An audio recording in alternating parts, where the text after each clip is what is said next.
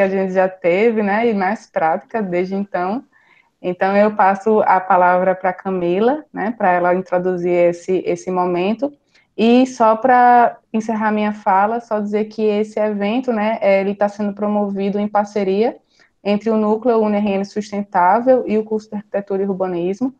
Então, o UniRN ele tem um setor específico voltado para a discussão da sustentabilidade, né, desde a sua instituição, as práticas de forma integrativa junto aos cursos, né, a formação do docente e a integração com a comunidade interna e externa.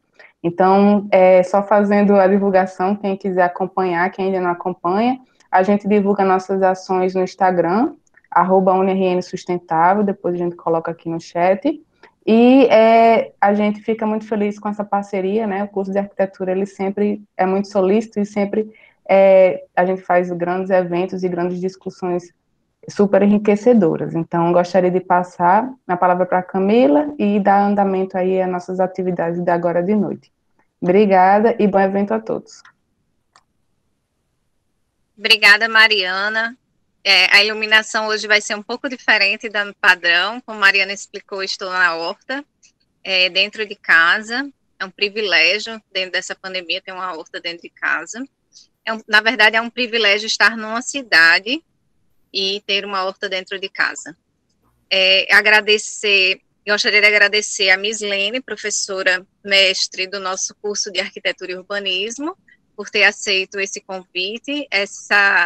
Falar sobre isso também é a cara dela, já que ela é tão apaixonada por plantas.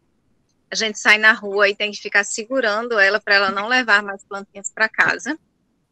E agradecer a Camila Nobre, que também foi nossa parceira dentro do curso de arquitetura, é nossa parceira dentro do curso de arquitetura, então agradecer, ela que está discutindo no seu doutorado um tema tão complexo, que é a relação entre a área urbana e a área rural, né, e aí os conflitos dessa relação.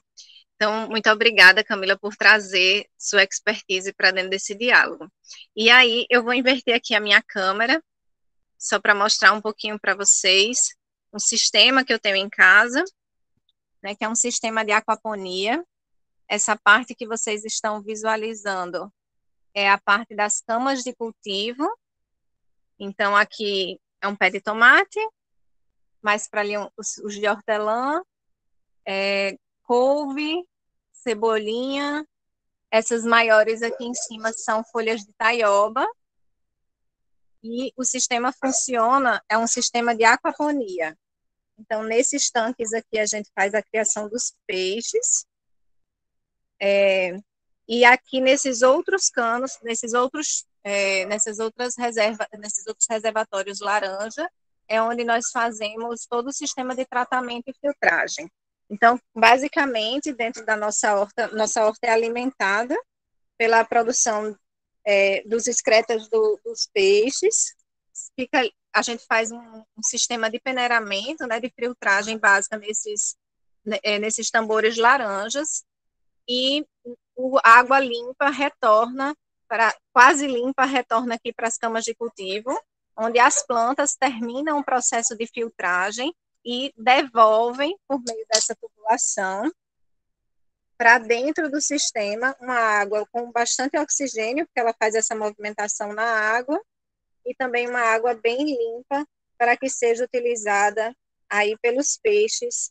E esse sistema que funciona de forma fechada, né, não entra água de fora, nem nada, ele faz com que a gente tenha a produção de tilápia e a produção alimentar dentro de casa. Deixa eu ampliar um pouquinho aqui a visualização para que vocês conheçam todo o sistema. Esses são os 3 canos de filtragem, e ali mais uma parte da horta que a gente ainda está implementando. Então, dentro desse sistema todo, nós temos hidráulica, elétrica, biologia, nutrição, várias outras discussões. E a casa, a gente começou deixando ela bem vegetada, então a ideia era transformá-la quase como num sistema de floresta mesmo, de agrofloresta. Então a gente começou com um plantio de espécies que cresciam rápido e a gente podia cortar para melhorar o solo. Na sequência, a gente começou a plantar todas essas árvores. Essa daqui, por exemplo, é uma siriguela, que foi quando o solo começou a ficar melhor, a gente começou a plantar árvores que tivessem um porte um pouco mais elevado, que pudessem fazer o sombreamento. Então, para o sistema de aquaponia e para essa horta, a gente precisa de um sistema de meia luz. Por isso que as caixas ficam assim fechadas também, porque se as caixas ficarem muito abertas e expostas à luz, fica com muita criação de algas dentro dos algas e outros serizinhos vivos dentro dos canos. Então, a ideia é tornar a casa cada vez mais comestível, digamos assim, né, e fazer com que a gente consiga ter produção em pequenos espaços. Então, a gente tem bananeira, tem coqueiro, proporcionando um sombreamento maior e menos área de rega, porque quando a gente veio morar aqui, a gente tinha muito espaço de grama, e como vocês sabem, a grama ela consome muita água. Então, a gente faz um sistema compartilhado, né, de sombra e de rega, e aí a gente precisa ter menos acompanhamento. Aqui a gente tem uma calha, e aqui a gente faz a coleta dessa água, e quando a gente tem, por exemplo, um dia muito quente, que a gente perde água no sistema, a gente utiliza essa água da chuva dentro do sistema, e essa água é muito mais natural do que a água que vem da rua com tratamento e com cloro. Então, as meninas me pediram para eu fazer uma abertura, apresentando um pouco sobre a minha horta, e aí fica uma deixa para vocês conversarem um pouco mais sobre hortas em espaços reduzidos. Essa horta ela está mais ou menos instalada num sistema de 4x2, então é um pouquinho grande, mas para quem tem uma casa aí, ela funciona bem. E aí as meninas vão trazer algumas outras experiências para quem tem menos espaço. Um beijo, bom evento para todos. É bom rever alguns alunos e ver que tem várias pessoas de outros cursos, porque esse tema é um tema bem transversal mesmo, e eu percebo que cada dia mais não só precisamos melhorar as nossas saúdes, como precisamos trazer aquilo que tem de bom do rural para dentro de casa, que é o conforto do verde, é o acolhimento dos cheiros, e se a gente vai falando sobre arquitetura dos sentidos, as hortas são um primeiro passo: paladar, cheiro, saúde, conforto, qualidade de vida, tudo isso dentro do nosso projeto de arquitetura. Então, desejo um bom evento. Vou passar a palavra agora para a Camila, que vai fazer essa abertura brilhantemente. Muito obrigada, Camila, por aceitar o convite. Fique à vontade. Muito bom, maravilhoso a gente começar com um exemplo prático, não é? Bom, posso começar então? Tudo bem? Boa noite, gente. Primeiramente, eu gostaria de agradecer o convite para estar aqui conversando com vocês sobre um tema que me é tão caro. Assim, faz algum tempo que eu tenho me dedicado a estudar essa questão das hortas. Foi um interesse que me despertou ali pelo meu último ano de graduação. Eu sou formada em arquitetura.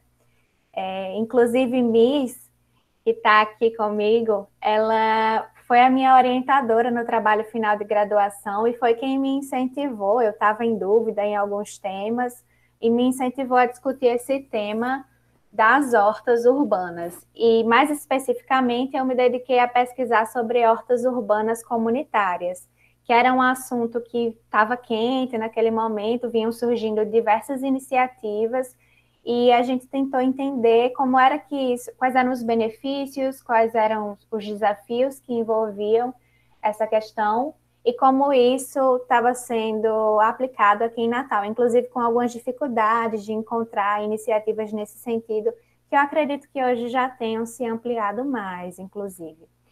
Então, eu preparei, não é bem uma apresentação, mas é um compilado de algumas imagens para vocês, então eu vou compartilhar agora. E aí vocês me falam, por favor, se a apresentação está conseguindo ser visualizada tranquilamente, ok? Estão conseguindo ver?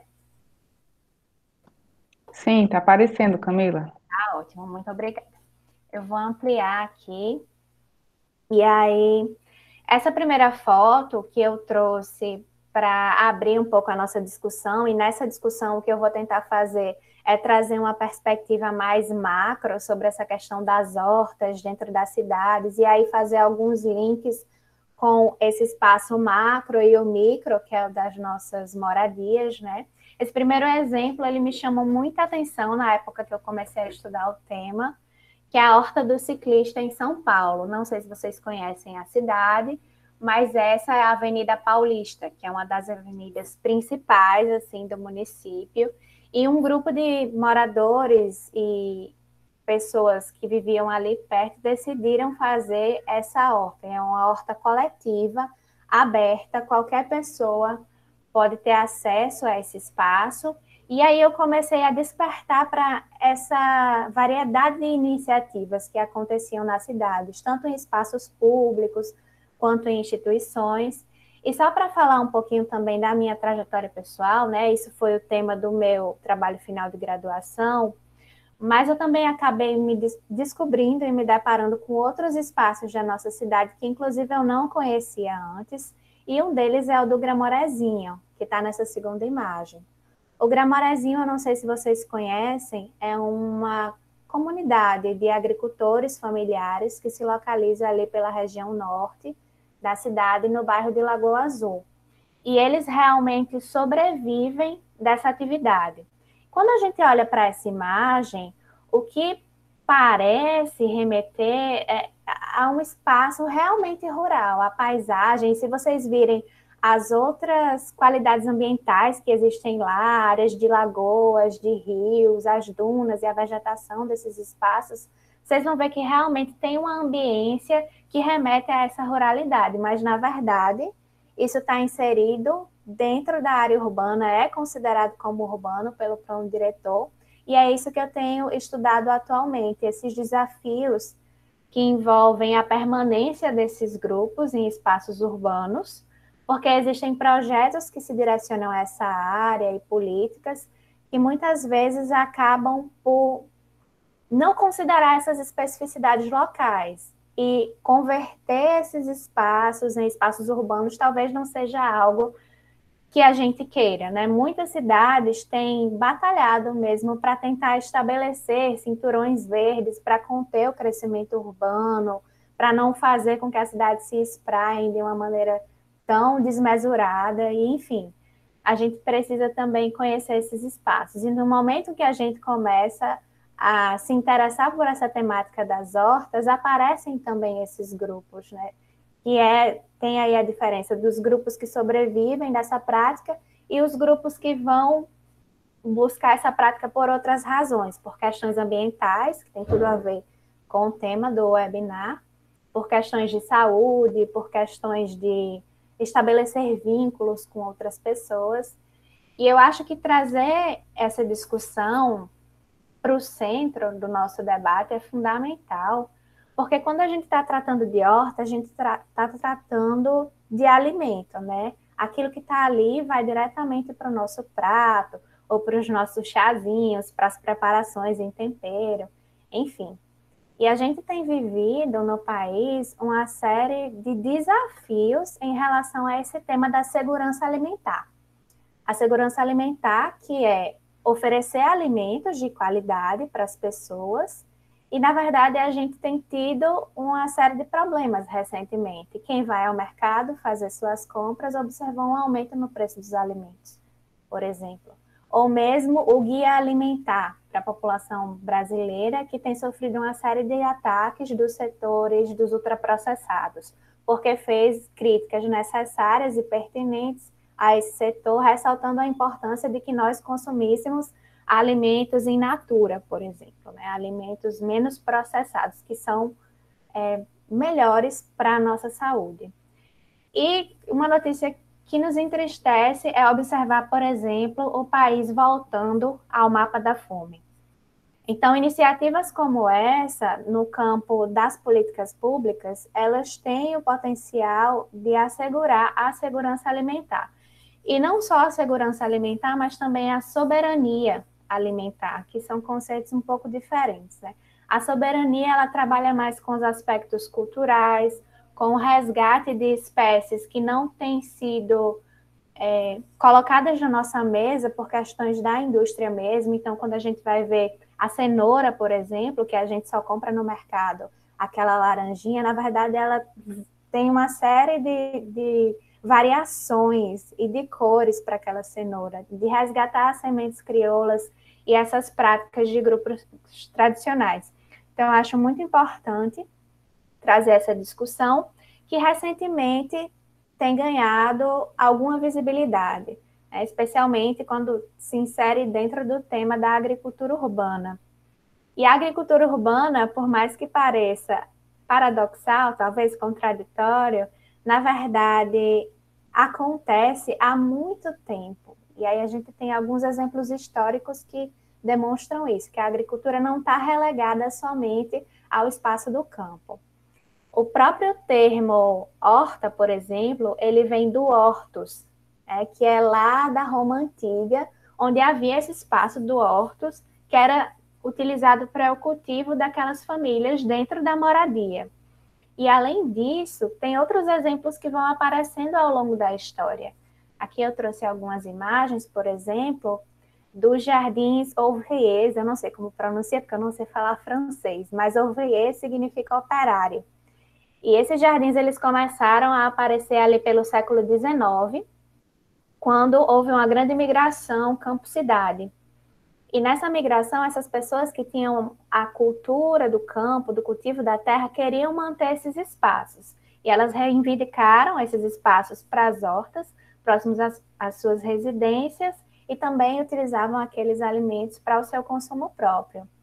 Da mesma maneira, já no século XX, nos Estados Unidos, a gente tem os Victory Gardens, né, os Jardins da Vitória, que foram estimulados pelo governo para que a população plantasse comida para suprir uma deficiência que aconteceu durante o período da Primeira Guerra Mundial. Então, tudo isso é para a gente ir vendo como, na verdade, existem exemplos ao longo da história que não é incomum encontrar essas práticas de hortas nas cidades.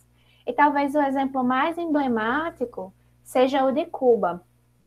Cuba era muito dependente da União Soviética, enquanto o bloco ainda estava formado, e com o declínio do bloco econômico, Cuba sentiu esse impacto nas mais diversas áreas, e uma delas foi o abastecimento de alimentos. Eles não conseguiam importar, alimentos, eles não conseguiam importar os insumos necessários para a produção de alimentos, o combustível também não se conseguia importar para fazer esse transporte do campo para a cidade.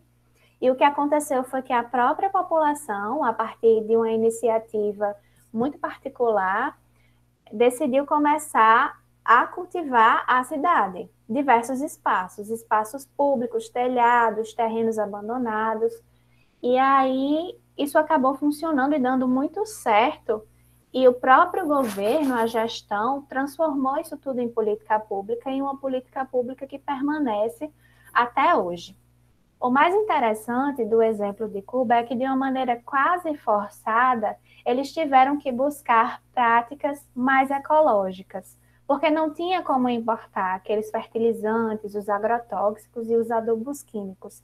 E eles acabaram fazendo uma agricultura que, para a gente hoje, é muito mais interessante, né? Uma agricultura que pensa na questão ambiental. E aí a gente tem práticas hoje em dia, né, como, por exemplo, o cultivo de orgânicos ou a prática da agroecologia, que caminham nesse sentido. O cultivo de orgânicos é aquilo que vem sem o agrotóxico, sem os adubos químicos, com meios de adubação natural, com a rotação de culturas. E a agroecologia, ela olha também para essas relações sociais que envolvem a agricultura, né? Se as relações de trabalho, elas estão adequadas, as próprias relações culturais, o resgate e a proteção de grupos de quilombolas, por exemplo, de indígenas que também se envolvem com essas práticas. Então, eu acho que as hortas, elas são uma oportunidade, em primeiro lugar, para a gente se conectar com essa questão do meio ambiente, né? Eu falei um pouco também da questão alimentar, mas a forma como a gente se alimenta ela tem um impacto direto no meio ambiente. A gente sabe que a agricultura convencional, que se chama, que vem aí da tradição da Revolução Verde, ela é feita a partir da monocultura, que desgasta o solo, ela é feita para exportação, pensando no grande agronegócio e tudo. Então, pensar nessas iniciativas de hortas e começar, talvez, a pensar na possibilidade de cultivar dentro de casa, mesmo que em pequenos espaços, mas fazendo essas articulações com as outras possibilidades que se colocam na cidade, com esses grupos que a gente nem conhece, que estão lá na periferia da região norte, é começar a ativar uma transformação importante em direção a uma autonomia também, em direção a poder fazer as suas próprias escolhas. Então, pensando um pouco no tema de hoje, né, nos benefícios dessas práticas, eu acho que a gente pode elencar uma série deles e que eles aparecem mesmo nas iniciativas menores, mais pontuais, dentro de casa. Um deles, por exemplo, é a aproximação com a natureza. Pensar nas nossas cidades hoje em dia, em como elas são projetadas, às vezes nos entristece. É porque a natureza ela é relegada a último plano. A gente passa vias por cima de rios, derruba áreas importantes de florestas, enfim. E é preciso resgatar essa relação. A gente não tem tanto esse contato com o verde. Embora Natal, por exemplo, seja extremamente privilegiada de ter diversas áreas de proteção, zonas de proteção ambiental, a gente sai às vezes na rua e aí não tem uma árvore proporcionando um sombreamento adequado, né, no nosso clima que é tão quente. Então, é ir trazendo um pouco essas coisas para dentro de casa, e esse verde, ele contribui também para a nossa sensação de bem-estar. Né? Só de olhar um verde, só de olhar uma paisagem natural, a gente já se sente um pouco diferente. E envolver-se no cultivo de uma horta, muito provavelmente, vai trazer um aumento dessa sensação de bem-estar, uma conexão com outros tempos que são diferentes dos tempos acelerados da cidade. Uma horta, ela não vai se apressar e crescer no tempo que você quer, ela tem o tempo dela. Então, a gente vai aprendendo com isso, assim, são lições mesmo, práticas terapêuticas, inclusive utilizadas em alguns espaços que necessitam ou lares de idosos, por exemplo, espaços de recuperação para as pessoas, utilizam as hortas como prática. Isso acaba sendo benéfico para a nossa saúde de uma maneira geral. Você cultivar um alimento em casa e você sabe exatamente o que foi colocado ali, que você sabe que está livre de agrotóxicos e de quaisquer produtos que possam vir a prejudicar sua saúde, é essencial. Inclusive, eu falei do guia alimentar, uma das proposições que se coloca é que o nosso prato ele seja composto primordialmente por essas espécies vegetais e alimentos mais frescos. Então, tudo isso vai contribuindo para a nossa saúde. Um outro relato interessante, do ponto de vista ambiental, que as pessoas que se envolvem em projetos nesse sentido colocam, é o aumento e a diversificação da fauna ao redor. Então, isso vai depender um pouco da escala, das espécies escolhidas, mas relata-se que joaninhas, pássaros, abelhas que estão em risco aí no momento atual, eles começam a se aproximar desses espaços. E isso mostra o impacto positivo que as nossas iniciativas podem ter, né? Como seres humanos, a gente pode potencializar esse ambiente em que a gente vive e não só causar um impacto negativo. E uma outra questão também relacionada ao meio ambiente tem a ver com o consumo local. No momento que você começa a produzir sua própria comida, talvez em pequenos espaços não se consiga produzir exatamente tudo o que se deseja, ter essa autonomia e autossuficiência, mas quando a gente começa a acordar e tentar procurar esses produtores mais locais, a gente diminui o impacto que o transporte daquele alimento causa. Existe, inclusive, um termo para isso, né? Milhas do alimento, alguma coisa nesse sentido. E quanto maior a distância do transporte desse alimento, maior o impacto que a gente vai ter pela emissão de gás carbônico, pela emissão que vai afetar a nossa atmosfera. Então, acho que esses são alguns benefícios. Se a gente pensar numa escala um pouco maior das hortas comunitárias e das hortas em espaços públicos, vão aparecer outros. Para quem é da área da arquitetura, por exemplo, a gente pode, inclusive, combater a especulação imobiliária, digamos assim, com a implantação de hortas em espaços ociosos, né, que não estão cumprindo a função social da propriedade. E aí, eu trouxe alguns exemplos para vocês, eu vou passar rapidamente por eles para mostrar o tipo de estrutura em que essas hortas podem ser colocadas, né? Aqui seriam exemplos em áreas um pouco maiores, então para quem tem um quintal maior, um jardim maior em casa, essas seriam possibilidades, né, do cultivo em canteiro ou em leiras. Mas pensando em espaços um pouco mais reduzidos, a gente já tem outras possibilidades, como as hortas em espiral ou as hortas em mandala, que são, a em espiral é essa primeira da esquerda e a mandala essa aqui. A segunda, inclusive, utilizando, acredito aqui, garrafas PET, né? O que coloca as possibilidades da relação da horta com a reciclagem também, de utilizar esses materiais recicláveis. E aí aqui são dois exemplos de hortas em telhados. Essa aqui é lá na Holanda e ela é plantada diretamente no telhado, o que exige uma estrutura de drenagem, enfim, acaba custando um pouco mais caro, mas também é ótimo para a permeabilidade também, aumenta a permeabilidade do espaço. E aqui a gente tem as hortas em caixotes.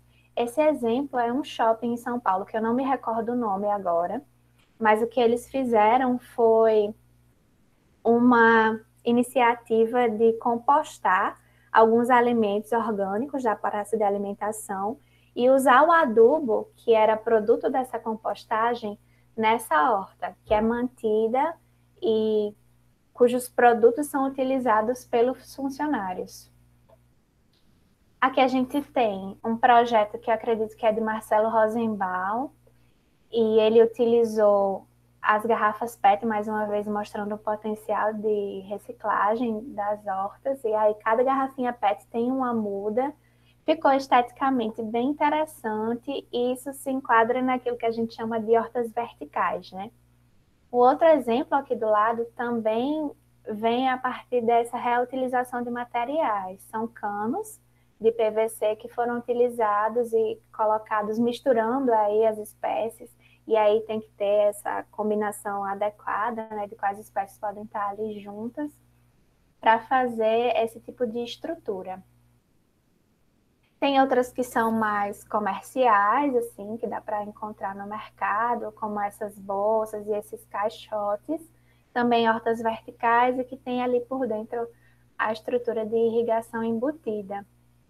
E outras estruturas do tipo móvel, assim, a gente tem esse painel e essa torre, por exemplo, de cultivo, né? Também já se encontra pronta, mas eu acredito que adaptações podem ser feitas para quem tem criatividade e gosta dessas coisas. E eu acho que um dos elementos assim mais básicos para se começar uma horta, especialmente pensando em espaços pequenos, seriam os vasos, que podem ser de estrutura rígida, aí de madeira, plástico, cerâmica, enfim. E as estruturas que hoje em dia aparecem por aí, né, mais maleáveis e tudo. E aqui eu coloquei só dois exemplos de outros tipos, mostrando também a possibilidade de combinação do mobiliário urbano, por exemplo, com essas espécies comestíveis. E por último, o exemplo que eu queria ressaltar é o do que a gente chama de paisagismo comestível. As possibilidades que se colocam de combinar esteticamente espécies ornamentais e espécies comestíveis, porque há uma tendência de separação, né? Como se um tipo de espécie fosse aquela que vai estar ali no jardim da frente da casa e a outra é relegada ao quintal. Isso é interessante porque coloca todas as espécies juntas, um pouco aproximando-se daquilo que acontece na natureza. E aí, só já quase finalizando, chegando no final. Esse aqui é um exemplo que, quando eu comecei a estudar, me chamou muita atenção, que é em Todmorden, no Reino Unido. É uma cidade que está se articulando para tentar ser autônoma do ponto de vista da alimentação. Então, eles saem plantando em todos os espaços. Não só isso, tem outras políticas também, mas eles saem plantando. E aqui eu fiquei perplexa quando vi essa imagem deles plantando no cemitério. Então, as possibilidades para isso são infinitas, né? E para concluir, fazendo essa relação do micro com o macro, da nossa casa com a cidade, existem atualmente algumas discussões que pensam nas possibilidades de articulações entre todos os espaços produtivos na cidade, é o que eles chamam de espaços urbanos produtivos contínuos, que para quem estuda arquitetura e já se deparou com o tema dos espaços livres, se parece um pouco, né? Vocês veem aqui que existem corredores diversos que conectam a cidade de um lado a outro, só que nesse caso das cipools, que a gente chama, a gente tem esses corredores todos voltados para a questão da agricultura. Então, as possibilidades são inúmeras, tanto para o cultivo dentro de casa quanto para o cultivo em espaços urbanos. Eu acho que pensar a articulação de todas essas iniciativas é o mais interessante. É um desafio também, porque isso envolve algumas questões. E eu me lembro que, para finalizar, em uma das vezes que eu fui apresentar e discutir esse tema, perguntaram para mim se havia algum problema em relação à poluição da cidade, né, e como que isso interferia na qualidade daquele alimento. E realmente eu não sei precisar o quanto interfere. Eu acredito que tenha algum nível que seja bastante prejudicial. Mas o que eu me questiono é, se nós não estamos produzindo uma cidade que seja boa para plantar, será que a gente está produzindo uma boa cidade? Eu acho que a gente precisa talvez ir um pouco mais fundo e repensar como é que as nossas relações com o meio ambiente, aí como sociedade mesmo, uns com os outros, elas têm afetado essa nossa vida cotidiana. E aí eu acho que as hortas são um excelente caminho para a gente começar a se perguntar sobre essas questões e vão apontar para outros possíveis caminhos. Muito obrigada pela atenção. E aí depois a gente discute as questões que venham a surgir. Obrigada a você, Camila. A gente que agradece, né, tamanha profundidade, né, e me orgulho bastante de ter sido sua orientadora, né, nessa temática que é tão bacana. Você já foi me aprofundando no mestrado, já está no doutorado, né, em busca aí desse elo perdido nessa relação entre o verde, né, e as formas de morar, essa forma, né, tentar aí encontrar esse caminho e entender um pouco essas relações. Então, a gente que agradece bastante as suas experiências. Camila aqui traz uma experiência também de cunho internacional, né, quando ela fez aí, ainda na sua graduação, o Ciências Sem Fronteiras e entrou em contato com outras culturas, né, ela trouxe essa riqueza de conhecimento na apresentação dela, para a gente entender, né, como outras populações, né, populações internacionais, outras sociedades, elas estão dialogando com essa temática e como é que a gente se encontra também frente a isso. Não só do ponto de vista arquitetônico, que está dentro da nossa natureza profissional, mas também do ponto de vista das relações mesmo sociais, né? Do construir, do morar, do viver, né? Dessa prática do hábitat. Então, a gente que agradece bastante aí, né, a sua abordagem, a forma que você trouxe tão didática, através de imagens, né, mostrando nessa escala urbana até chegar aí, nessa escala agora que eu vou entrar um pouquinho mais, que é esse pequeno espaço em que a gente se encontra cada vez mais aí engaiolado, né, também em função da pandemia, a qual a gente está passando. A gente passou a olhar mais para o nosso ambiente de moradia, já faz alguns meses que nós estamos aí recolhidos nesse ambiente, né? E a gente percebe que está tendo uma maior busca, uma maior procura pelo contato com o verde, como isso é latente na gente, né? Nesse processo do hábitat mesmo, do morar. Então, como é latente essa forma da gente ocupar o espaço também com o uso do verde. Bem, eu vou compartilhar aqui com vocês, né, para a gente iniciar um pouquinho, apresentar aqui para vocês um pouquinho sobre como a gente pode melhorar, né, como a gente pode trazer esse verde para esses nossos pequenos espaços, né. Então, cada vez mais a gente ocupa os núcleos urbanos, os núcleos urbanos vão adensando cada vez mais, nossas moradias vão reduzindo de tamanho, né. Então, passa aí a gente ter uma área útil menor de vida, né, em termos construtivos, e hoje a gente está sentindo isso, né, por estarmos reclusos aí há alguns meses, né, alguns sozinhos, outros compartilhando esses pequenos espaços de morar com a família, né, e aí a gente tem essa relação mais forte aí com o verde também surgindo. Eu vou compartilhar. Quando estiver aparecendo, se alguém puder me dar uma...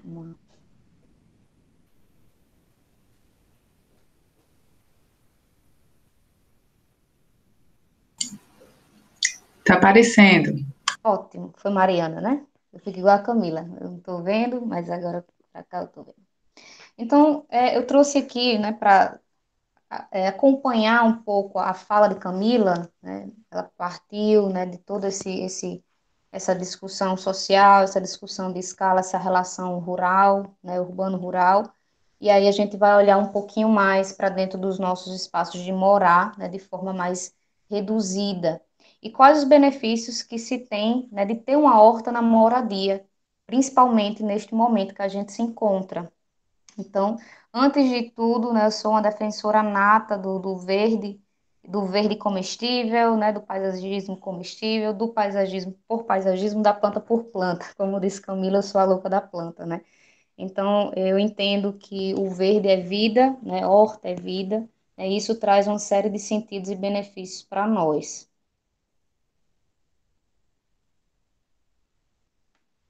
Então, um dos primeiros benefícios que a gente pode apontar ela vai proporcionar uma alimentação mais saudável, né? Quando a gente fala de horta, a gente está trabalhando diretamente nessa relação de pensar a nossa própria produção alimentar.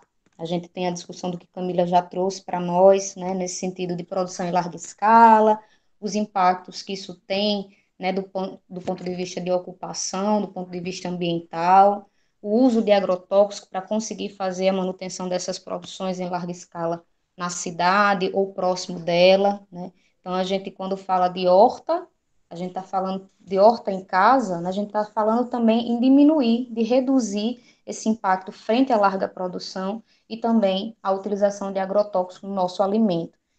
Então, é muito comum se utilizar, né? Ainda se utiliza bastante a parte de agrotóxico para o controle de pragas. Então, uma produção de horta, né, como Camila mostrou ali, como as de Gramorezinho, eles passaram por todo um processo, né, de aprender a não usar o agrotóxico. É muito mais fácil utilizar, é muito mais rápido, né, o controle de pragas com o uso dessas substâncias químicas. Mas, por outro lado, a gente tem que também trabalhar com a questão de saúde, né? Então, entender que os agrotóxicos eles são prejudiciais, né, diretamente aí ao nosso organismo, e o ato da gente tentar se educar do ponto de vista do uso desses agrotóxicos é também a gente garantir uma série de benefícios à nossa saúde. Então, plantar em casa, a gente pode usar aí alguns fertilizantes e alguns pesticidas naturais, né, o que vai trazer uma série de benefícios para nós alimentar. Então, a própria Camila, né, mostrou logo no início aí da nossa abertura, né, ela produz grande parte ali do seu alimento verde, né, do que ela utiliza no dia a dia dela, e ela faz todo um controle orgânico, né, de fertilizantes, né, de controle ali natural em termos de praga, e é o que é interessante também a gente utilizar.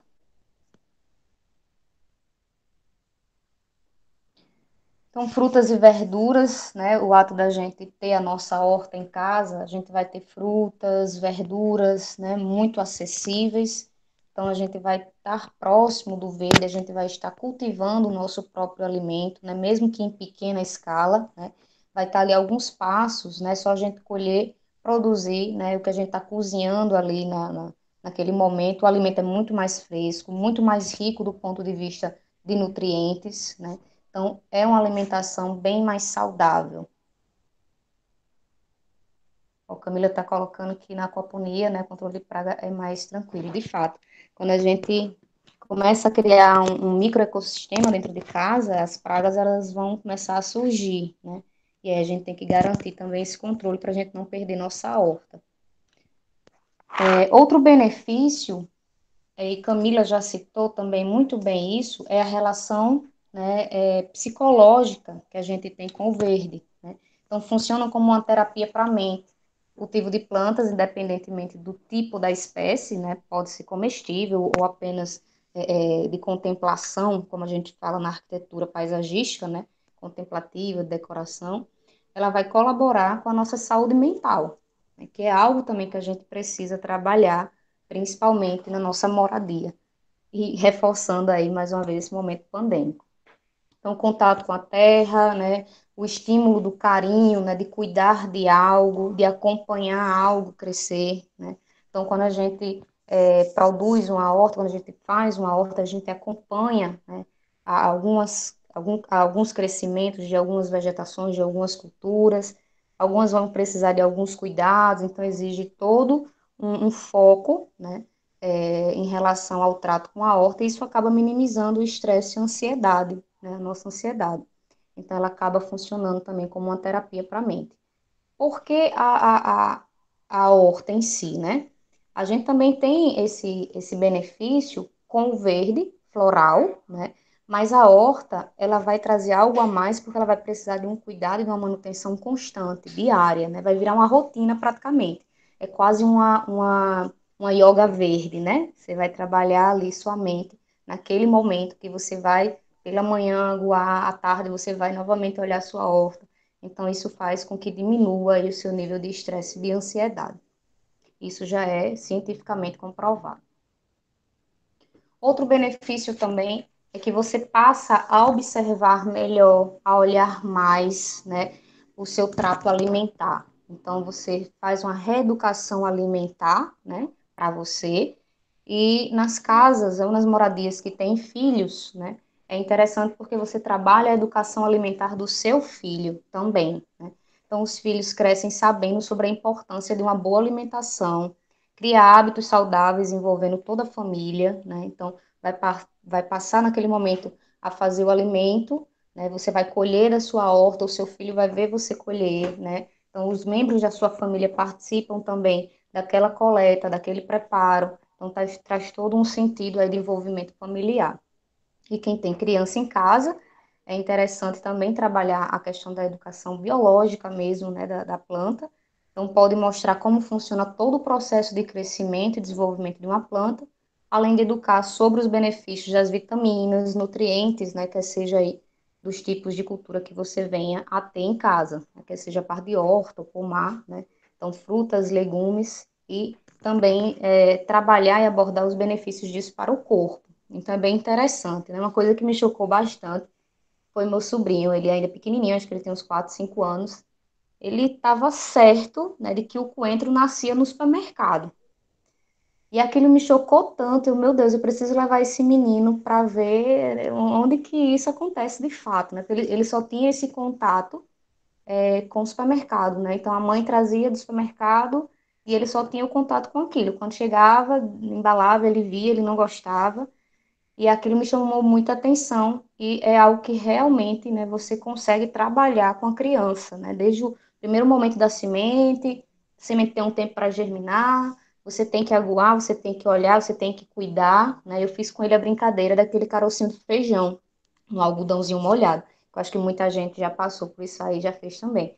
Para ele observar o que que realmente acontecia, né? Então, a plantinha vai ter seu tempo, assim como a gente tem o nosso próprio tempo, e aí ele entender de que a planta, né, que a gente come, ela não nascia no supermercado, ela realmente tinha, né, um processo de cultivo que era diferente. Outro benefício, né, Camila também já mostrou, numa escala maior, principalmente de política pública, né, exemplo aí de Cuba, é um benefício também econômico, né, isso em grande escala quando a gente fala de política pública ao molde do que Camila trouxe, mas também econômico quando a gente fala aí no planejamento familiar, né. Então, os alimentos orgânicos, geralmente, eles têm aí produções, né, e práticas que respeitam o meio ambiente, isso livres de agrotóxicos, e ainda é um pouco caro, né, em algumas regiões do Brasil. Então, quando você fala de alimento orgânico, se você chega, por exemplo, no supermercado, você vai olhar um alface, né, alface de cultivo orgânico, e o alface normal. O alface normal é bem mais barato, o alface orgânico ele vai ter ali um custo a mais, justamente pelo tempo, pelo cuidado que se exige, pela prática de respeito ao meio ambiente que tem uma demanda de tempo maior, né? Então tem vários outras variáveis que envolvem a prática, né, e o cultivo do alimento orgânico e o que vai também trazer aí o custo. Mas para nós, quando a gente produz de certa forma, mesmo que pequena escala, né, bem singelo, como se diz, né, num pequeno vaso, aquilo já traz uma certa economia, principalmente se você consome muito determinada cultura verde. Então, por exemplo, consumo muito manjericão. Então, se eu tiver uma horta de manjericão, eu já vou ter um benefício econômico, porque eu não vou precisar estar gastando pelo menos de R$ 2 a R$ 3, né? Toda vida que eu for ao supermercado, ou por semana, enfim, a depender do volume que eu consuma, eu vou estar reduzindo aquele custo, né, no supermercado. E aí você pode falar, mas tem o custo da manutenção.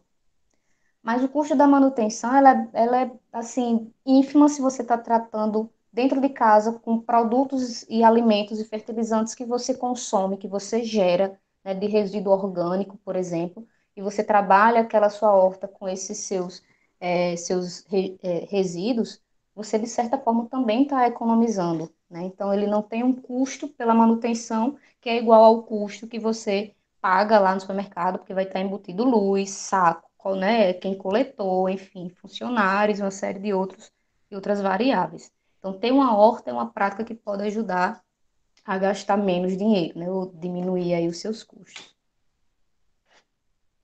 E aí, outro benefício também, né, a gente estava bem alinhada, viu, Camila Nobre, na questão do paisagismo comestível.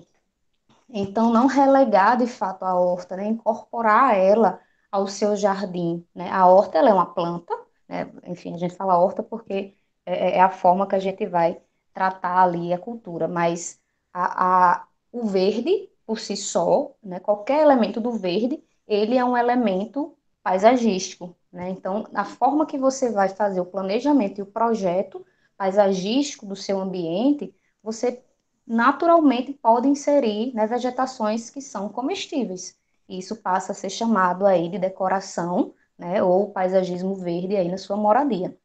Então, não relegar, não deixar nos fundos de quintais, mas incorporar também a sua entrada de residência, né, ou outros espaços, né, a depender de como você realmente trate, né, a composição do verde em relação aos demais elementos que você está trazendo para aquele espaço. Então, apenas alguns vasinhos, né? Com apenas alguns vasinhos você pode plantar manjericão, alface, cebolinha e muitas outras opções, né? Então, no paisagismo a gente trabalha muito com cor, textura, né? Então e olfato também, mas principalmente com cores e texturas, que é o que todas as plantas vão ter, né? O que vai diferenciar é a forma que você vai trabalhar isso, né? De maneira artística, que a gente fala do paisagismo, né? Assim como a gente tem visagismo, a gente tem paisagismo. Então, trabalhar o verde em sua composição de textura e cor, né? De maneira a inseri-lo, né, na arquitetura, no espaço também de maneira decorativa, é um benefício, né, que você traz também em termos estéticos para a sua moradia. Então, o verde sempre traz mais harmonia e sensação de frescor para qualquer ambiente. Espaços como cozinhas, varandas, né, e até salas de jantar podem usufruir do paisagismo comestível. Então, é interessante trabalhar bem né, a estética dessas culturas. Então, pensando, né, na horta em pequenos espaços, o que que a gente deve atentar? Tem aqui 4 pontos que eu trouxe, né, para que a gente atente, né, quando a gente for pensar em ter uma horta num pequeno espaço, principalmente a questão da localização, a luz, o vento e o tamanho, né, dos vasos a qual você vai colocar a vegetação. Então, a localização, né, é importante porque você vai escolher o lugar onde será colocada a horta, né, é extremamente importante isso, porque isso vai fazer aí a relação com essas outras variáveis, se é numa janela, se é numa varanda, se a varanda fica para o poente, se fica para o nascente, né, então, se o sol é da manhã, se o sol é da tarde, né, a gente tem essa variação aí, porque vai interferir diretamente nos vasos escolhidos e na luz recebida para a vegetação. Então, o primeiro ponto é definir essa localização aí. A luz, né? Então, observar no local escolhido como se comporta a luz na passagem de sol, né? Não só num determinado momento que você está observando, mas entender que tem estações, né? A gente tem algumas estações que o sol ele vai estar poente, vai estar nascente, mas ele ainda vai fazer um outro movimento, né? Que vai ou sombrear ou vai gerar sol demais em determinada porção aí da sua moradia, quer seja varanda, quer seja janela. Então, é interessante olhar e observar se aquele espaço que você está observando e querendo colocar a horta é de sol pleno, se ele é de meia sombra, né, se ele pega ali um trecho de sol e de repente fica meio que sombreado, só com luz indireta, ou se não tem, né, não chega a luz alguma, né, ele é de sombra, de fato. Então, algumas espécies de horta, né, para horta, elas exigem um sol pleno, né, geralmente aí que é um mínimo de 7 horas de sol. Por que que é importante a gente verificar, né, a vegetação que a gente vai escolher na horta e a quantidade de sol que ela precisa receber? Em função principalmente das pragas, né, para o controle das pragas. Então, se ela não pega aquela quantidade de hora, né, que ela precisa, né, de hora de luz, de hora de sol, ela pode estar suscetível a uma quantidade maior de pragas. Isso vai dificultar um pouco mais aí a manutenção e o controle microbiológico. Então, uma média que a gente faz aí, geralmente é uma média, se observar se aquele local pega uma média de 4, 5 horas, né, de luz, de sol, né, pode ser direto, mas também ali com aquela luz indireta, né, o sol está batendo, mas não está entrando, mas ele está lá, gerando luz para aquele lugar. Seria um lugar aí interessante, né, para a horta. O vento é algo que a gente tem que se preocupar bastante, principalmente nós aqui no litoral, né? Pode ser um problema bastante significativo para nós, principalmente para a maioria das culturas. A gente tem uma cultura que é extremamente resistente a vento, né? Quando a gente fala de horta, geralmente a gente tem aqueles caules mais maleáveis, e aí o vento ele pode rachar as folhas, rasgar as folhas, pode mover, né? De fato, né? Você tem ali um dorselzinho de folhas do manjericão, por exemplo, bate um grande vento, ele pode simplesmente, né, mexer, movimentar ali a muda, e isso prejudica ela, né? E também o vento ele acaba por tirar a película de proteção de água das folhas da vegetação. Então é outro ponto também que a gente tem que tomar cuidado. Tamanho de vaso, que é a quarta variável aí, né? Então, a observar qual é a vegetação que você quer colocar para depois você escolher o vaso, né? Então, vou colocar manjericão. Então, pesquisa um pouquinho aí, né, a profundidade da raiz da manjericão. Vou querer cultivar cenoura, né? Cenoura ela vai alongar mais. Então, que tamanho de vaso seria adequado? Será que eu posso usar o mesmo vaso do manjericão para cenoura? Então, observar e atentar os portes das plantas, né, para depois aí ajustar ao vaso. Essa regra ela não é direta, né? Você pode ter, já ter um vaso, por exemplo, e aí você adapta, né? Você já tem um vaso, adapta ali a vegetação àquele vaso. Algumas culturas que podem facilmente serem cultivadas em pequenos espaços, né? E trazem aqueles benefícios que a gente já viu. Então, o hortelã, o tomilho, o tomate cereja, cebolinha, salsa e coentro, né? Manjericão. Essas são algumas culturas que são de fáceis cultivo, né, para você ter aí em qualquer pequeno espaço, desde que tenha um lugarzinho que bata a luz. Ah, mas eu só tenho luz ali no meu quarto, na janela tal, né, e eu queria ter uma horta. Então, 4 a 5 horas de luz, dá para você ter uma horta, né? A gente só precisa adaptar ali o que vai ser o suporte da sua vegetação. Mas é possível, né, essas culturas aí facilmente entrarem na sua moradia. Aqui eu trouxe alguns exemplos de suportes e vasos para pequenos espaços, né? Geralmente, quando a gente tem pequenos espaços, a gente orienta a trabalhar com um horta vertical, né? Com alguns suportes que verticalize, né, essas culturas. É interessante também, né, não só a questão do suporte, mas quando a gente pensa na arquitetura, a gente já pode projetar a arquitetura, né, a parte estrutural da casa, né, uma parte ali de vedação, para ser uma parede vertical para receber uma horta, por exemplo. A gente pode adaptar com suportes, mas a gente também já pode pensar no planejamento arquitetônico aí, já no início do processo. Então, aqui um exemplo de suporte vertical, né, de ferro e com vasos encaixados. Esse aqui é um modelo de vaso em que você coloca água por aqui, né, por é tipo uma tampinha, né, para evitar aí mosquito. Então, a água, ela desce, né, e irriga a planta, né, fazendo aqui um movimento de baixo para cima, trazendo um pouco mais de umidade. Então, eu tenho um pequeno espaço, posso trabalhar aí com suportes verticais. Outro exemplo aqui já adaptado para esses vasos mais simples, né, que a gente encontra, ou que a gente tem, geralmente quando a gente vai ali em algum viveiro, né, algumas vegetações já vêm com esse vasinho, ou a gente vai em algumas feiras verdes, também já tem. Isso aí seria um modelo aí adaptado para isso, facilmente colocado em varandas, né, ele é não só verticalizado, mas também ele é retilíneo, né, facilitando encaixar ele em pequenos espaços. A pimenta, né, ela também é super adaptável a esses espaços menores. Aqui outros suportes, né, trabalhados aí na parede. Aqui o jardim vertical. Aqui uma adaptação, né? Essa aqui é um jardim vertical, que é tipo uma manta mesmo. Uma vez me perguntaram se eram aqueles suportes de calçados.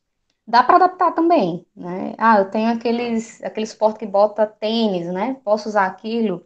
Dá para usar também, né? Desde que você não coloque direto naquele suporte que pode vazar, porque é costurado, né? Você coloca e adapta ali o vasinho, usando só essa parte como suporte. Então, aqui é utilizado na decoração, né? Na decoração de casa, aqui como vertical. Então, o trabalho com cores, né? Com texturas. Aqui está dentro do ambiente aqui de alimento, né, que seria aqui uma área gourmet, um espaço gourmet. E aqui também os vasos que tem o controle de pragas, né, de insetos, a água colocada aqui na parte de baixo.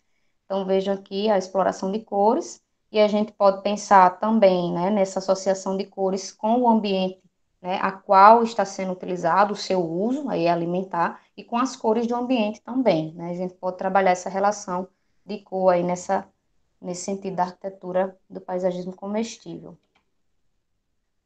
Aqui para espaços menores ainda, então eu só tenho a bancada da pia ali, um trecho da bancada que pega a luz, e aí eu posso adaptar, né, esses vasos, né, fazendo também junção verticalizada mais curtinha, né, que seria aí de apoio de bancada, adaptações, né, de outros elementos como carrinhos de madeira, que eu posso colocar vasos de barro ou outros vasos, né, fazendo apenas o suporte para a vegetação, aí só atentar para a altura, né, da base do nível de cima para a base do nível de baixo, a vegetação que você vai colocar aqui, né, tomar cuidado para que ela não precise dessa altura para aquecer, senão ela vai ficar, né, envergada ou vai até prejudicar aí a cultura, fazendo com que ela venha a morrer, a não vingar.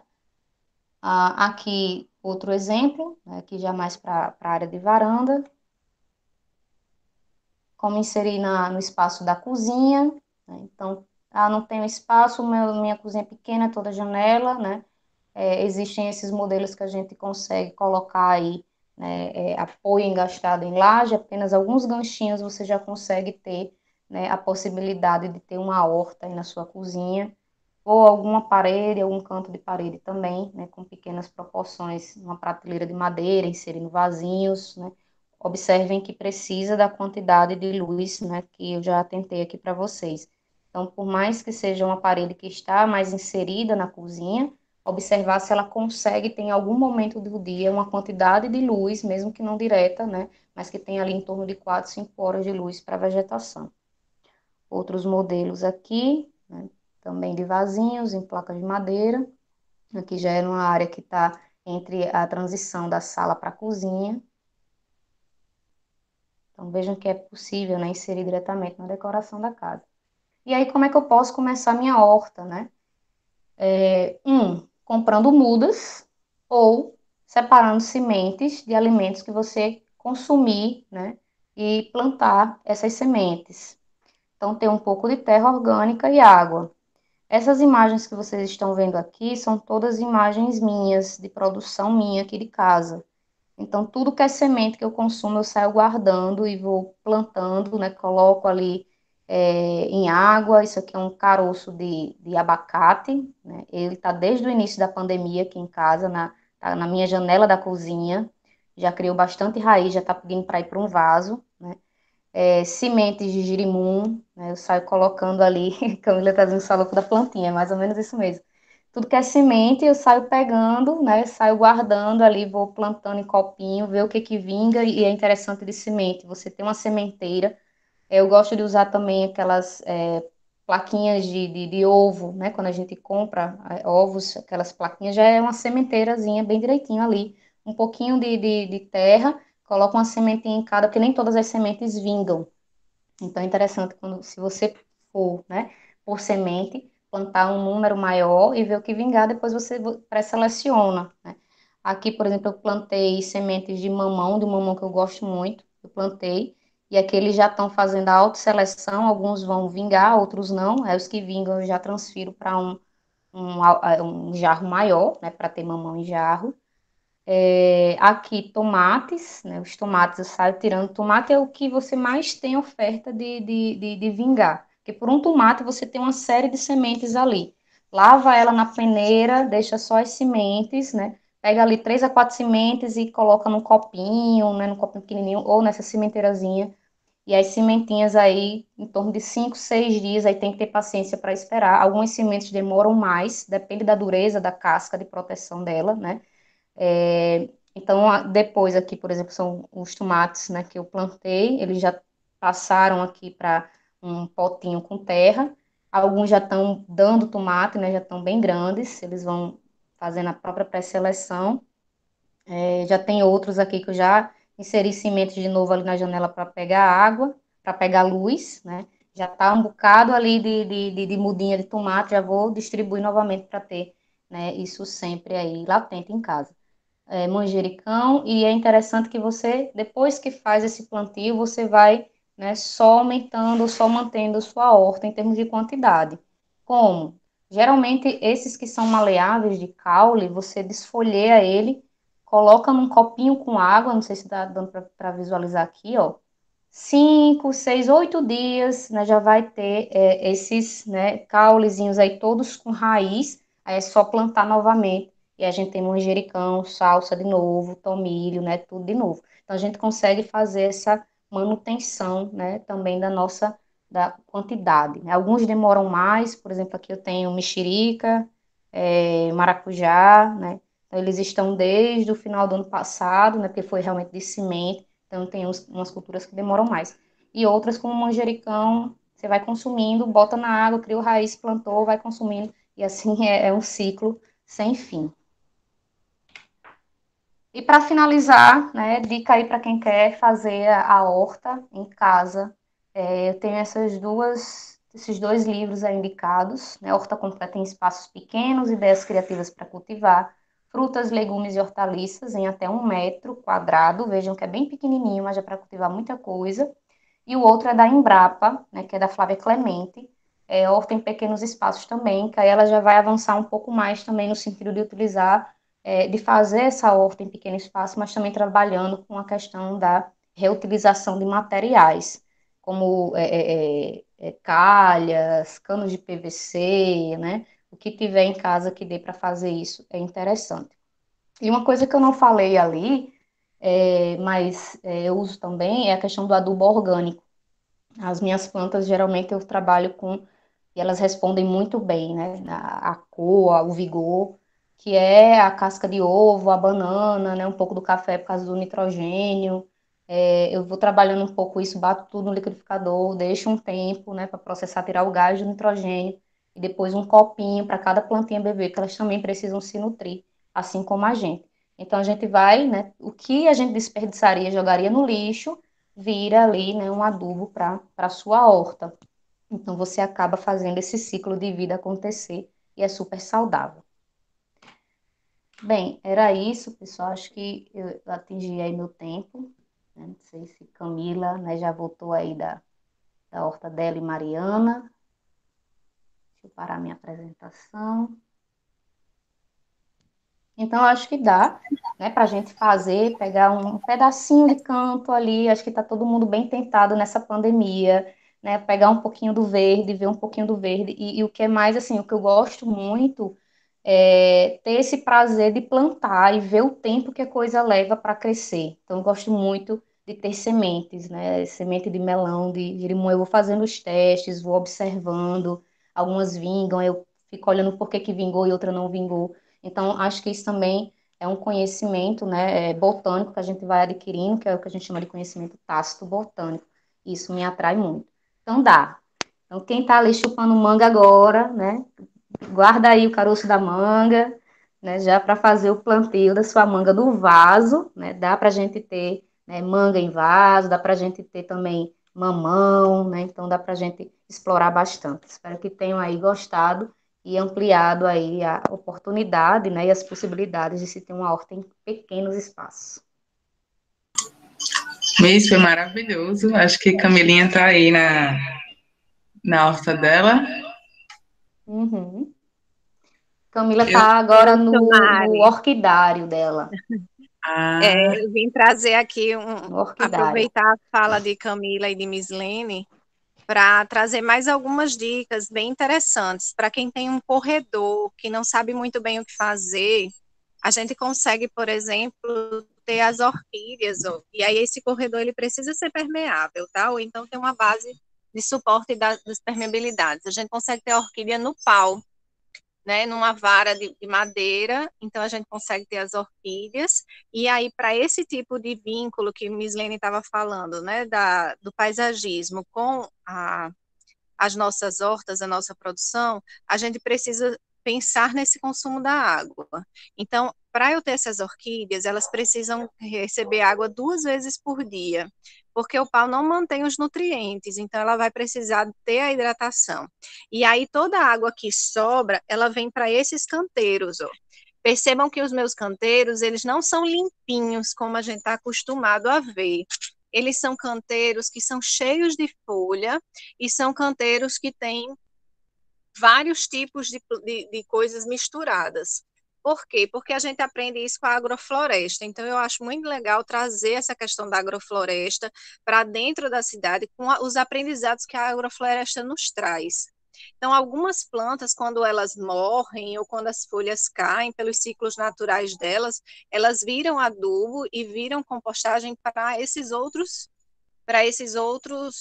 que, como Mislene usou, para essas outras plantas que vingaram. Então, aqui no Nordeste, a gente tem uma cultura muito grande dessa organização dos canteiros, os canteiros urbanos ou dos canteiros das casas, né? E aí a gente perde muito da água por evaporação. Então, se eu cavar aqui esse solo que vocês estão vendo, cheio de folha, ele vai ser um solo muito fértil. A gente tem, aqui onde eu moro, é terreno de duna, mas a gente já tem uma profundidade de quase 5 metros de terra mesmo, de terra de qualidade, toda feita porque a gente mantém esse solo umedecido. E aí aqui, ó, vocês vão ver que entre as plantas, né, o nosso paisagismo, a gente tem batata doce, tem cará, tem abacaxi, tem bananeira, tem outras plantas que vão se fazendo desse sistema. Então, como é que funciona uma floresta? A floresta tem vários tipos de plantas. Quais são as que vão sobrevivendo naquele momento? Quais são as que vão florescer e quais são as que vão dar frutos? Vai depender da estação. Então, olha aqui o alho. Agora a gente está com muitas flores no quintal, porque agora é uma fase de primavera. Então, as flores, todas as flores vão acabar aparecendo bastante. Então, quem quiser aí fazer um corredor, tem a possibilidade de fazer um corredor verde, bem bonito, com vegetação tipo de primeira escala. Aí, Mislene falou a questão do vento. Então, a questão do vento é muito importante. Qual é a relação que as plantas têm com o vento, por exemplo? Se você deixar uma orquídea num espaço onde não tenha vento, ela não vai florir. Ela precisa ter vento e sombra, mas também precisa ter um pouco de sol. E aí você vai também percebendo qual é a relação do sol, das plantas, de tudo, dentro do seu, dentro da sua casa e dentro da sua habitação. E aí, quando você vai comprar um apartamento, que você vai indicar para alguém comprar um apartamento, é interessante porque a pessoa começa a refletir que tipo de insolação tem e pensar em relação a isso. Eu não sei se vocês conseguem ver o cacho de banana mais ao fundo. Então, a gente tinha essa bananeira lá atrás, onde tinha muito vento. Aí já era diferente das orquídeas que gostam de muito vento. As bananeiras ficavam muito rajadas e a gente perdia as bananas, porque a bananeira tombava. Então, a gente trouxe a bananeira para dentro da ceroleira e aí a bananeira conseguiu se sustentar, porque a ceroleira protegia ela do vento. E aqui ela tinha mais sol, porque ela fica mais alta do que a cerola, e assim a gente consegue viver. Então, gente, o que eu estou querendo trazer com isso? É que muitas vezes a gente pensa num sistema em que é um sistema de limpeza de área construída, quando o nosso sistema, ele é um sistema que precisa dessa pluralidade. E essa pluralidade, ela é de fundamental importância para a sobrevivência da espécie, não só das espécies vegetais, mas das espécies humanas também. É que a gente fala sobre arquitetura sustentável, sobre árvores, e a gente precisa lembrar que árvore, ela precisa estar dentro dos nossos espaços e a gente precisa estar em contato com elas para que a gente tenha saúde, porque somos todos natureza.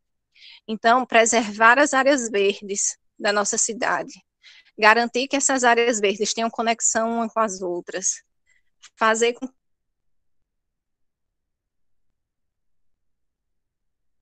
verdes que tem nas cidades é muito importante. É muito importante para que a gente diminua diferenças sociais, diminua questões de fome, melhore o nosso solo. E eu acredito muito que a partir da alimentação, a gente pode sim, uma alimentação nutricional saudável, a gente pode sim melhorar, é, melhorar as nossas cidades, melhorar a forma com que a gente vive e melhorar também a nossa arquitetura, aquilo que a gente produz como pessoas para pessoas. Obrigada, Mariana. Obrigada novamente a Camila por ter aceito o nosso convite. Um beijo a todos. Bem, a gente tem algumas perguntas aqui, né, Mariana, no chat? Isso mesmo. Se você quiser já ir direcionando para as respostas, né, por conta do tempo, quiser fazer alguma Isso. colocação, você e Camila quiser fazer algum ajuste, fique bem à vontade. Tá, vamos só ver se tem aqui algumas perguntas, senão a gente já faz as nossas considerações, né, Camila? Eu acho que tem uma direcionada para Camila Furukawa, na realidade, perguntando se o sistema de filtragem precisa de muita manutenção, acho que da aquaponia dela. Miss, eu respondi no chat mesmo, mas sim, precisa de manutenção, porque cada sistema de aquaponia é único. Tá? Então, como você falou da horta, que você precisa ter consciência sobre tamanho de raiz, tamanho de planta, num sistema fechado, você também precisa ter essas relações. Bacana. Miss, eu queria fazer uma pergunta. Vai, Mari! Na verdade, são só algumas colocações, já que vocês estavam compartilhando, eu estava aqui no backstage compartilhando com Camilinha também alguns exemplos de tentativas aí nessa pandemia, né? que, Sim, como vocês falaram, foi um momento em que a gente necessitou desse contato com a natureza por estar enclausurado, né? Então a gente disse, se eu não consigo sair para a natureza, ela vai ter que vir até até mim. mim, né? É isso. E aí eu mostrei para ela só assim, eu me inspirei aí nos seus cases, claro que estou longe de chegar aí em todos os seus registros, né? Enfim, você em Camilinha, mas era só um exemplo assim de reuso, não sei se conseguem ver, Sim, sim, reuso sim. de embalagem de molho mesmo, né? E aí, Ah, sim. igual você está aqui, ó, criando aqui ainda É, raiz para ser plantada e está dentro da água. E deixa eu ver aqui. E também um exemplo de daquele vasinho, né? vasinho auto-irrigável, né? E ela Uhum. tá aqui, essa fitônia aqui tá maravilhosa, bem grandona.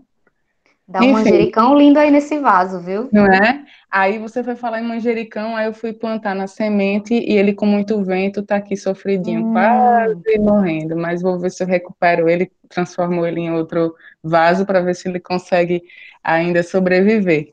Foram só três exemplos, obviamente, que são muito bom. em escalas bem menores, né, do que o que vocês já realizam, mas que é aquela tentativa e erro e que a casa da gente é um laboratório, né? Perfeito, Marina. É Então, um laboratório. a gente está em constante laboratório e a vida é isso, né? A gente está nessa interação e uma dúvida assim que eu até queria fazer para vocês é que Camila Nobre ela colocou muito bem a questão das hortas urbanas, né? E assim a gente vê casos em São Paulo, Rio de Janeiro que isso é mais frequente, né? Eles usam canteiros, eles usam áreas que, né, enfim, terrenos baldios para estar transformando essas áreas em hortas urbanas. E assim, eu queria saber mesmo de Natal, se vocês conhecem, né, se existe alguma iniciativa que a gente pudesse estar utilizando esses espaços na nossa cidade. Eu moro em frente de uma praça, aqui próximo ao Baldo, e eu sinto essa necessidade da gente estar pegando esses canteiros e transformando, né, e colocando plantas que as pessoas possam estar realmente se utilizando daqueles espaços e transformando esses espaços públicos em espaços de convívio e de, por que não, de alimentação, né, de autossubsistência, vamos dizer assim. E, enfim, eu não sei se existe algum projeto, não sei se vocês conhecem. Eu sei que existem cidades que realizam isso, né, já de uma forma em larga escala, até projetos de compostagem também urbana, utilizando espaços que estão obsoletos aí na cidade. São Paulo, recentemente, ele desburocratizou o licenciamento para que fosse ampliado compostagem urbana até 500 quilos por dia, então não precisa mais de licenciamento ambiental para se utilizar desses espaços para compostagem.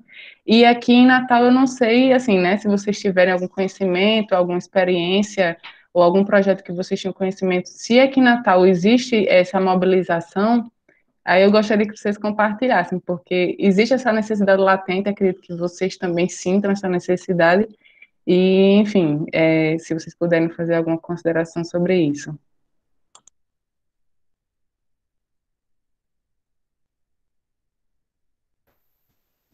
Camila Nobre, pode começar a falar. Eu tava tentando achar o botão do microfone aqui. Tá, já você me complementa. Eu lembro que na época que a gente começou a pesquisar sobre isso para o TFG de arquitetura, foi um desafio enorme, porque a gente não encontrava exemplos aqui em Natal. O que a gente encontra, assim, em Qual praças, foi em o ano, hein, Camila? Me lembre, eu tô ficando velha já. 2014. Nem me faz tanto tempo assim, não. É verdade. Não é? E aí tinha essa dificuldade de encontrar. Tinha pessoas querendo começar esse tipo de iniciativa, tinha uma tentativa naquela praça, que eu não sei se vocês conhecem o projeto Ecopraça. Ele se localizava por lá. Mas, assim, com muitas dificuldades, porque ainda tem um certo preconceito por parte de algumas pessoas desse tipo de iniciativa em espaço público. É como se a praça não fosse lugar de horta. Não dá para plantar uma bananeira na praça porque a bananeira, sei lá, é feia. Não é, e que não é nada feia, né? É uma espécie vegetal, como o Miss bem colocou, como qualquer outra. Do que eu sei de iniciativas mais recentes, saiu até uma notícia no início desse ano, é que o Bosque das Mangueiras, conhecem o Espaço Parque, ele estava tentando fazer uma articulação com o pessoal do próprio Gramorezinho, que eu mostrei no início, para transformar aquele espaço em um espaço de educação ambiental. Eu só não sei a que ponto isso chegou. Havia um projeto de reforma para o bosque, mas aí veio a pandemia, então eu não sei em que pé estamos em relação a isso. Mas talvez fosse um espaço interessantíssimo de fazer essa articulação do produtor tradicional com aqueles que estão querendo aprender a cultivar os seus espaços, né, nas suas residências ou em outros possíveis espaços. Não conheço também políticas públicas nenhuma nesse sentido aqui em Natal, de fomento às hortas, o que a gente poderia ter para os mais diversos espaços. Inclusive, em outras cidades, existe assim a política de incentivo, por exemplo, a de que um dono de um terreno que está vazio e ocioso, ele ceda esse espaço para o cultivo da horta, e aí ele tem uma redução no imposto que ele paga para a prefeitura. Então, tem uma série de iniciativas que poderiam ser aplicadas, mas que a gente ainda está engateando um pouco nesse sentido. Aí, Mi, se quiser complementar. De fato, né? Você falando agora da sua monografia, quando a gente estava pensando em 2014, e uma das buscas foi justamente a parte de programas e ações, né, Camila? Voltados aqui na cidade a essa prática, e de fato a gente não encontrou. Assim, até tinha um programa na Secretaria de Serviços Urbanos, na Censul, mas que não vinga, assim, o que mais vingava era adote o verde, que você adota ali o canteiro, você tem a parceria público-privada na manutenção do espaço, mas ainda muito incipiente do ponto de vista alimentar, né? Tinha esse desconto de fato, mas se entendia como um obstáculo à manutenção também diária e ao custo naquela parceria público-privada. Acho que a gente ainda tem muito esse enfrentamento e essa falta de investimento mesmo de educação, né, sobre esse patrimônio verde e alimentar na cidade, a partir de políticas públicas, né? E aí uma coisa que a Camila estava falando, e que é muito forte, é quando a gente pensa nessa prática de adotar, de fato, uma horta urbana, a gente tem que ter muito amadurecido a questão social, né? Nesse espaço, no entorno desse espaço, porque ele tem que ser um espaço colaborativo. Então, a gente tem que ter um avanço do que a gente chama do capital social naquele entorno, para que ele se sinta, né, ali pertencente, construtor, ele vai manter, ele vê aquilo como importância, né? Ou por autoconstrução da importância dessa temática, ou porque é estimulado por políticas públicas. E aí a gente vê esse cordão umbilical aí cortado, né? A gente não vê esse estímulo da política pública nesse sentido, esse incentivo, né? Eu moro aqui em Ponta Negra, Camila também mora, a gente vê uma série de praças que a gente olha assim e faz, meu Deus, dá para fazer assim loucuras, né? Igual aquela música, né? Dá para fazer loucuras. Mas não dá para ser só eu e não dá para ser só Camila Furucava, entende? Tem que ter um pacto social colaborativo muito forte para que isso aconteça. E a gente vê isso, né, em práticas em outras cidades, isso acontecendo. Às vezes é um grupo de ciclistas, foi lá e adotou o canteiro e fez parceria, mexeu a prefeitura e está lá mantendo, né? É um custo deles, eles entendem aquilo como importante por algum motivo social, né? Quer seja para o grupo deles, quer seja de fato para a cidade, ou enfim. E aí a gente tem essa perda desse fortalecimento do capital social aqui na nossa cidade, e assim, não é só para isso, não é só para o verde, né? A gente vê no patrimônio, essa semana a gente estava chorando porque edificações históricas foram demolidas, a gente vê em diversos aspectos. Então, isso retarda muito esse processo desse avanço de hortas urbanas, sabe, Mariana? Pelo menos aqui em Natal, o que é uma pena. A gente fica babando em outras cidades, né? O que a gente acha lindo e vai até visitar, aqui a gente não consegue fazer esse pacto acontecer. Então, a gente precisa ter um amadurecimento desse pacto social antes de qualquer outra prática. Então, a gente vê muito forte isso, infelizmente. Infelizmente. E isso foi em 2014, né, Camila? Que foi o seu TCC, a gente aí já está em 2020 e parece que 2014. estagnou, né? Assim, não houve avanço, né? E antes do TCC dela, né, em 2009, né, que foi bem antes dela entrar, inclusive, eu acho que ela ainda era bebezinha, né? Eu já trabalhava também nessa temática em 2007, na realidade, né, na parte de educação ambiental, naquelas ODS da ONU, lá em Mãe Luísa, eu fazia o trabalho de educação ambiental lá com crianças, com jovens, né, com idosos também. Então, a gente já tinha muito latente, mas são coisas muito pontuais, sabe? Não tem, de fato, esse abraço da política acontecendo, da política pública. Quando Camila chegou, era uma temática que estava fervilhando em 2014, mas, assim, estava fervilhando no Brasil, estava fervilhando no mundo, e estava ali em Natal ainda, a gente, na parte teórica, forçando, sabe, a discussão na academia, forçando a discussão em alguns espaços. A gente chegou até a fazer algumas palestras do próprio Ecopraça, não foi, Camila? Em alguns eventos. Eu, você e a professora Ruth Ataíde. E, assim, é o forçar ainda, sabe, Mariana? A gente ainda está engatinhando, que a gente trazia práticas, a gente aqui ainda estava tentando trazer essa temática para a sociedade. E a gente ainda está, né? Perfeito. E só fechando, professora Camila tem uma pergunta aqui para Camila Nobre. Queria que ela falasse sobre a questão da produção alimentar antes de instalação das pessoas na experiência da Holanda. Não sei se você está acompanhando, Camila. Eu estou acompanhando, eu só não entendi muito bem. Não sei se Camila está Está aqui por aqui, né? Estou por aqui, sim, Camis. Queria que você falasse um pouquinho se você teve algum contato com essa parte de hortas urbanas quando você estava na Holanda, na sua experiência por lá, como é que estava sendo o trato, como é que isso aparecia. Sim, perfeito. Foi, inclusive, olha que curioso o que aconteceu. Foi na Holanda que eu descobri o Gramorezinho. Que coisa curiosa, né? Porque na minha própria cidade eu não conhecia esse espaço. Na verdade, o que acontecia era o seguinte, eu passava por ele para ir, porque ele é um lugar de conexão com as praias do litoral norte, né? E eu passava por ele, mas eu tinha a sensação de que aquilo não era Natal, um pouco pela ambiência mesmo, rural, que eu falei, né?